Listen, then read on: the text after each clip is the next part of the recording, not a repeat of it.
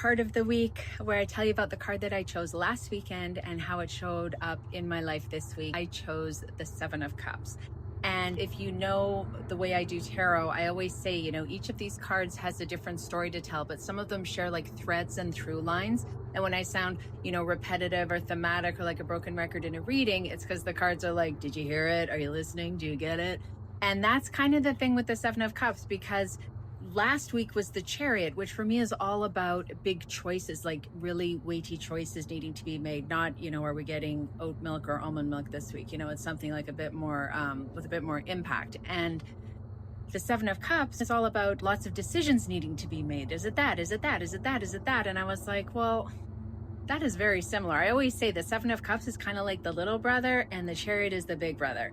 So to have them come one after the other, I was like, what the hell's going on? Like, I might have to rig this system. This isn't working well, because how is it going to be any different? What's going to show up different? Anyway, here's how it showed up. Last week, if y'all remember, I know this riveting tale. I went to this cute little town and thought, well, I immediately feel at home here. I feel like I've lived here a million years. I have to live here. So I went through that whole process of trying to make that big choice. And it was like, yes, I'm going. Yes. And the thing about the Seven of Cups, it's this guy, he's like, taken aback. He's got all these choices before him. And even though there's a head and a snake and all these other things, they're all like, it's a lot of good things. In order to make the right decision when you're faced with a ton of them, the key is to be decisive. Not let's just see if something better shows up, or let's play these off on one another and see what happens down the road. Because if you dilly-dally with your decision making, that's when your 10 options can go like down to 2. It's all about be decisive, right?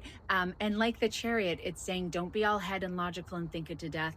Also, don't be all emotional and like, just all feelings. Let your gut have a say. And again, not all gut either. We want intuition, intellect, emotion, all being a part of that decision-making process. Head, heart, gut in equal measure, but like be decisive. Don't delay. Don't put things off. I did a deep dive last week in this new cute little town that I need to move to. I was going to go during the week, but I got caught up in other work. It's a couple of hours away from where I am now. It's like, put it off, put it off. And then as I was looking at these listings this week, one of them disappeared, and I was like, oh, it's the Seven of Cups in action. Like, this is exactly what it is. If you wait too long, that your 10 options are going to start to fizzle away. So not to be rash, it's not to be, because that's like emotion taking over, right? That like scarcity, like, oh my God, I got to get it now, knowing that that was not the one for me because it's not the one I got.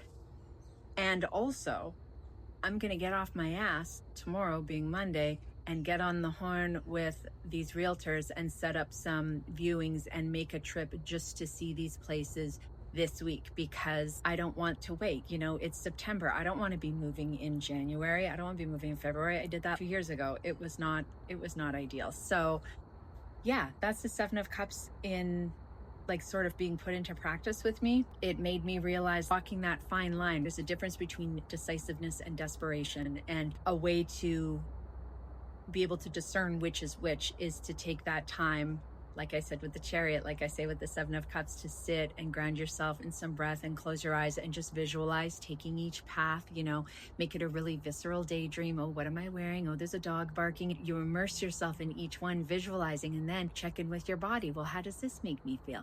Okay, cool. How does that make me feel? Your body's going to give you those clues. One will always feel better or less yucky than the other. You might feel a tightness or a heaviness or butterflies or like a bit of a smile, or you just want to poop your pants. But one option will feel better or less yucky. And it's not necessarily like, that's amazing, that's gross, let's do that. It could be, well, that's disgusting, that's worse, I'm doing option disgusting.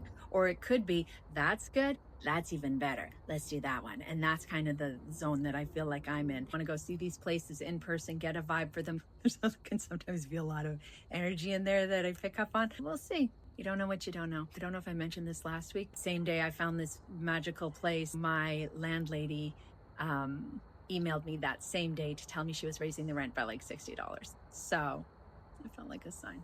Anyway, head, heart, gut, decisive. I'm on it.